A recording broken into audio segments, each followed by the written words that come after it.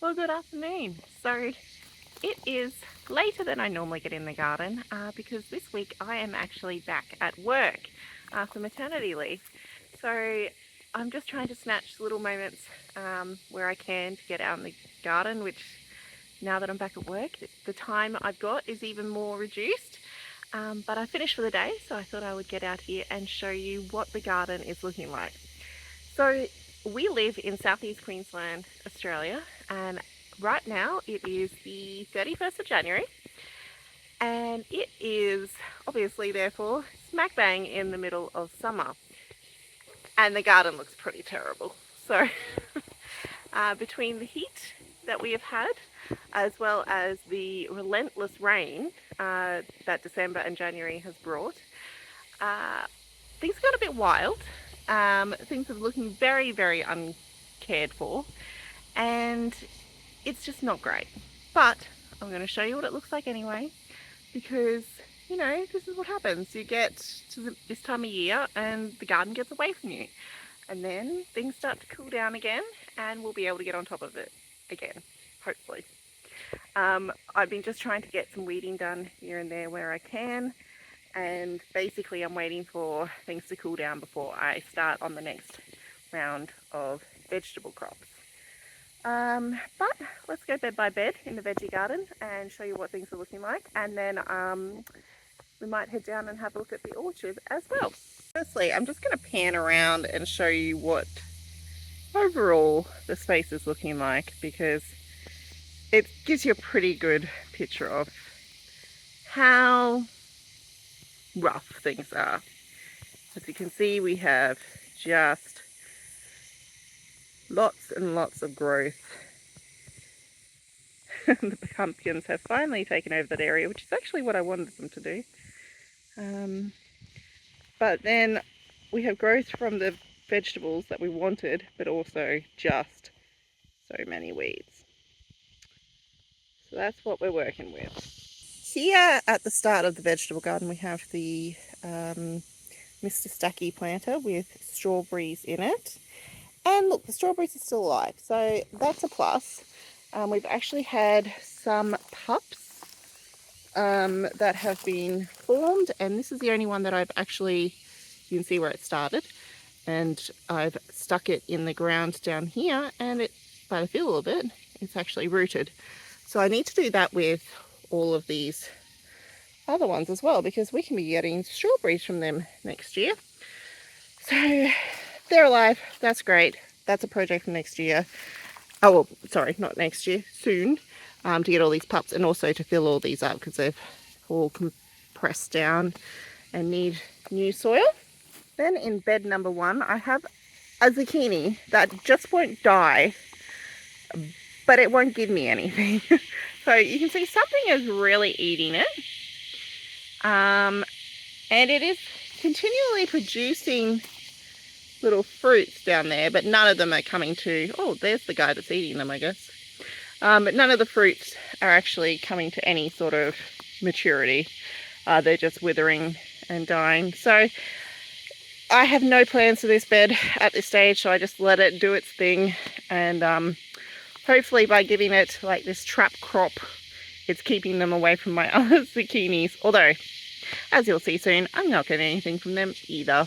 Bed is the capsicum bed, and I actually have finally got some capsicum growing. So this is a Marconi capsicum.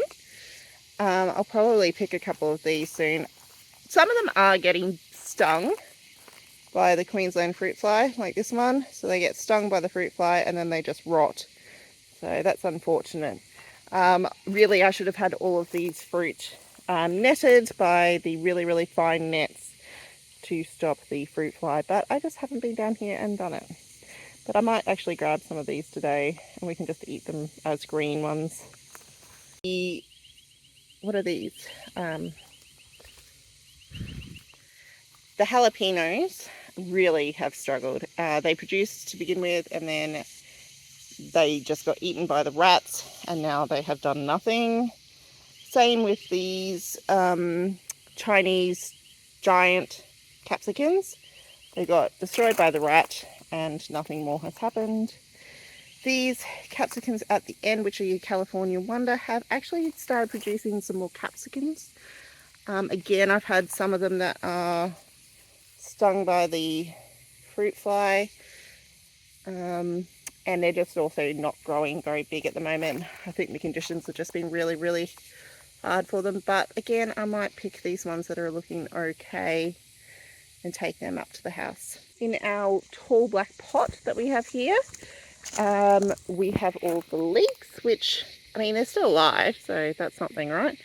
I'm shocked by how deep this gap is down in the soil. That was to the top when we planted these leeks, so that's how much it has settled again.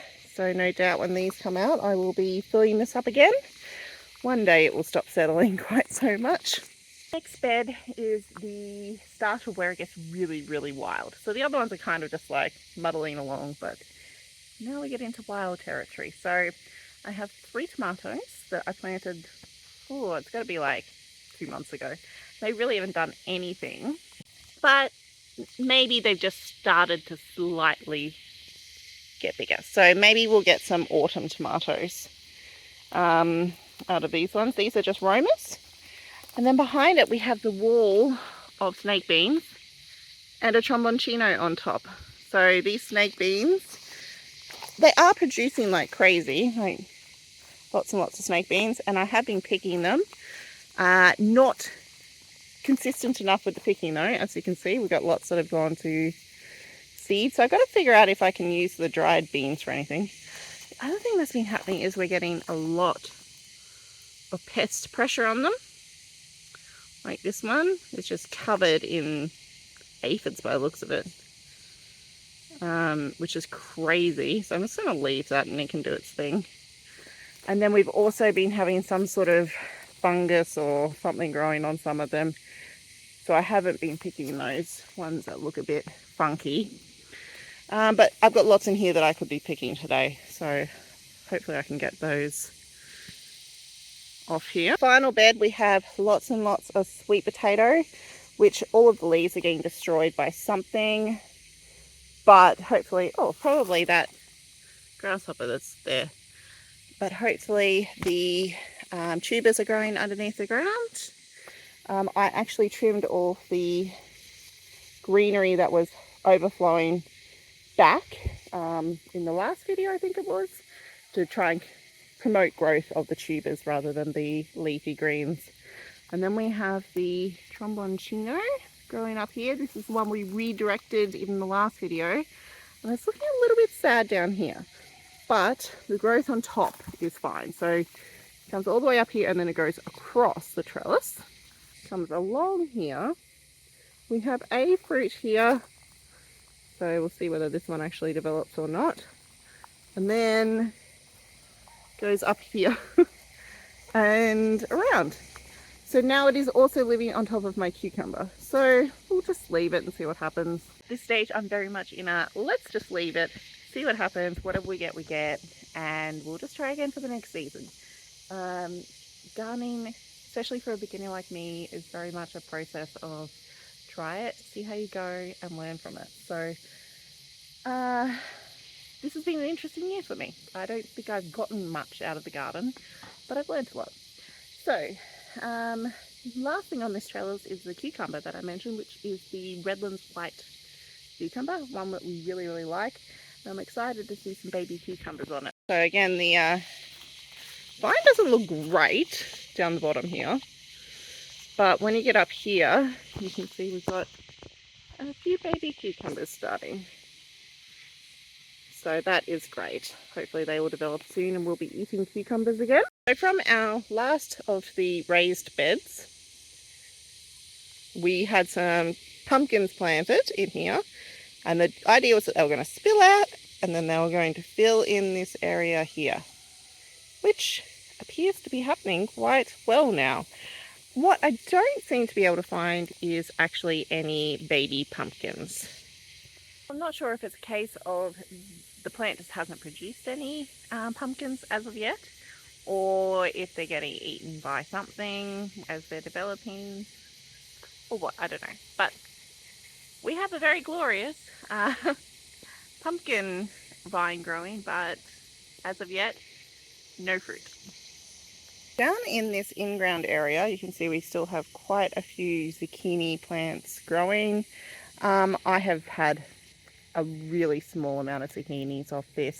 Basically, I think it's either been too rainy for the fruit to develop, or they get stung by the Queensland fruit fly and then rot, or I don't know. But yeah, lots and lots of leafy growth and not a lot of fruit production. So anyway, seems to be what's happening this year.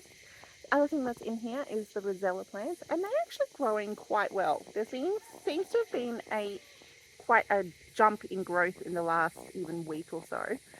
And I'm seeing lots and lots of buds. So I'm hopeful that we might get a flush of fruit on those soon. Again, so far I haven't managed to get any of the fruits. There's been a few develop, but by the time I either get to them, they're way past it, or something is eating them. So let's see if we can get onto it with the rosella soon so we can make some rosella jam, because rosella jam is delicious.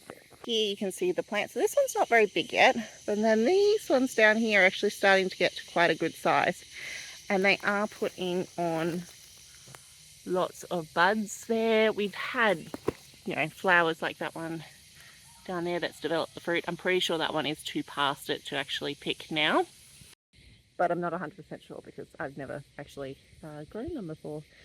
I've eaten plenty of rosella jam, but never actually made it myself. So I probably should just pick those, and then I can do some more research and find out at what stage I'm supposed to pick them. So that's it for the vegetable garden, and from there we actually can go down to the orchard and have a bit of a look at all of the fruit trees. Patches here, and then down this hill is where you have the orchard, and as you can see we also have a lot of weeds, but that's just this area at the moment. Everyone is struggling with weed issues, and we are definitely not exempt from that. We have the lemon tree, the Lisbon lemon tree that I was given as a Christmas present. So you can still has some lemons on it. It seems to be doing quite well. I'm really pleased with how it has transplanted. I was supposed to put bags on those lemons, and I never did, so nothing's eaten them yet. So hopefully it keeps up like that and I get some lemons at the point when they ripen. Amongst all these cobbler's pegs, we actually have a Tahitian lime tree, which is kind of hard to see, but there it is, hiding between the weeds. It seems to be doing okay actually, so that's good. A bit of growth, but no fruit on it at the moment. And then we have the nectarine tree, and it has grown a heap. One nectarine that actually developed on that tree, even though I had it in a protective bag, actually got ripped off by either a possum or a bird or something, and I found it in the bag all rotted because it had been ripped off the tree. So that was disappointing. We didn't get to try it this year, but hopefully next year we will. So from the nectarine tree we're going to pick our way through all these horrible weeds, and then we have the macadamia tree, which is getting massive. Very excited about that. Does appear to have some sort of weed vine growing up its trunk, so I am actually going to have to desperately get down here and get that off, because that is not good at all. Here we have a very slow growing longan tree, but it seems to be doing okay even though it's not growing massive. It does have new leaves on it, so I think it's doing fine. It might just be a slower tree than some of the others. Now here is a success story. Here's our mango tree, and I am thrilled that it is, one, alive because I thought I'd killed it, and two, is growing lovely and started to branch out. So if you look back a few vlogs a couple of months ago, we had all sorts of dramas with this mango tree where it was just growing in a single stem with no sign of branching at all, and the research I did said to cut it down so that it would branch, and then it looked like it had died, and I was kind of devastated, but it sprung back. So we now have at least 3 branches coming off, so looks like we're going to have a good shaped tree, which is a real exciting thing. I love mangoes and they do grow really well here, so I am excited for this tree. I mean, it's probably going to take quite a few years before we actually get a harvest, but it's the start. We have 2 fig trees and I have not been down here in quite a while, and I am actually shocked at how much these have grown. So let me show you. This one here, which is looking pretty good, but then you peek over here and holy cow, look how big that one is. They were about the same size. Actually, this one was pretty much a twig at the beginning of the growing season because it just looked like it was going to die. And look at it now, it's massive. So massive that I think it has outgrown its little protective cover and I'm going to need to put a new bigger cage around it. How huge are these leaves?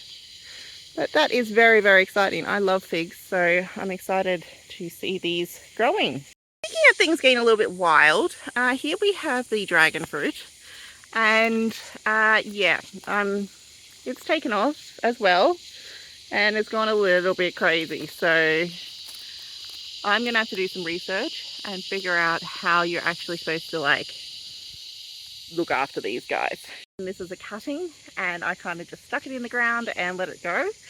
And now I need to figure out how to actually tame this beast because, yeah, it's exploded. So I think it finally has settled into its spot and likes where it is. A little bit down from the fig, we have the mandarin tree, which is the Hickson mandarin.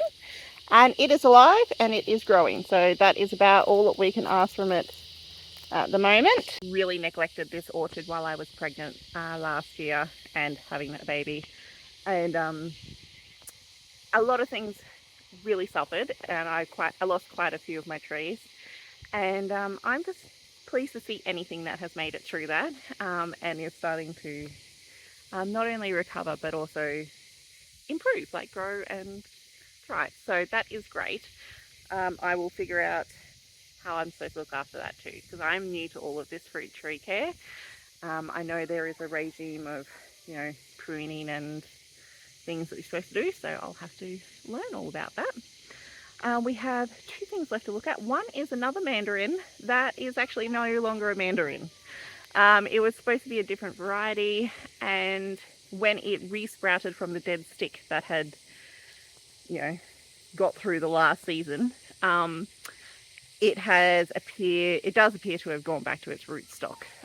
So because I'm getting tiny little leaves instead of the big leaves that the mandarin tree should have. So that one is unfortunately going to have to come out, and that's okay. You know, we'll find a new thing to put back into that spot. What I'm going to show you is these bananas. So they are a dwarf variety of a banana. I don't know the actual name of them. I was just given them. And they seem to have been okay here, but they just haven't been growing a lot. But now, as you can see, they are all the way, whoop, that way, up there. way taller. Oh, not way, you know, another half a meter taller than I am. So that's pretty cool that they have really taken off, and we have quite a few new pups down the bottom as well. So no fruit has developed on them yet, but at least it looks like they are happy where they are, so I'm really pleased about that. We were done, but I forgot that we actually planted a mulberry tree, a dwarf mulberry, over by the fence line, and I can see it. It's in front of me now, and I can see that it is alive and growing, which is great, but I'm actually not going to go over to it. So I will turn the camera around so you can see. And that growing up there is the actual mulberry tree. But between me and it is, so that's my feet. Between me and it is a flow path through here that is full of water at the moment because we've had so much rain. It's hard to see the water in there, but underneath all of that growth is water. And then from there, it is just a mess of weeds. And I may be wearing boots and jeans. I have no desire to get in there and get bitten by a snake. So we're going to leave that one for today. And my husband has whippersniffering on his list of jobs that he wants to get done soon. So I'm hopeful that he can get in here and clean this up for me. And we will be able to get in and have a look at that mulberry. But from here, it's looking like it's grown an absolute ton, and that is really exciting because I love mulberries as well. So thank you for coming along with me on this kind of crazy tour. It's very hard in a lot of ways to show you the garden when it's looking like this. This is not the way that I really want to present my yard on the internet to everyone, but it's the reality. So, you know, this is the hard time of year when everything is getting really, really crazy. We have had difficult weather, and we have had, you know, Christmas and all that sort of stuff happening as well. I have a baby who takes up a lot of my time. I'm now back at work. So as much as I would love to spend more time in the garden, spending, you know, time weeding and getting this place looking amazing, the reality is that I'm just trying to do this in between everything else. And, you know, we're making the best of it. So, and we're going to keep improving. Every year this is going to get better and better, and that is exciting. So thank you for joining me. I hope you get out in your own gardens, and I will catch you on the next one. Bye guys.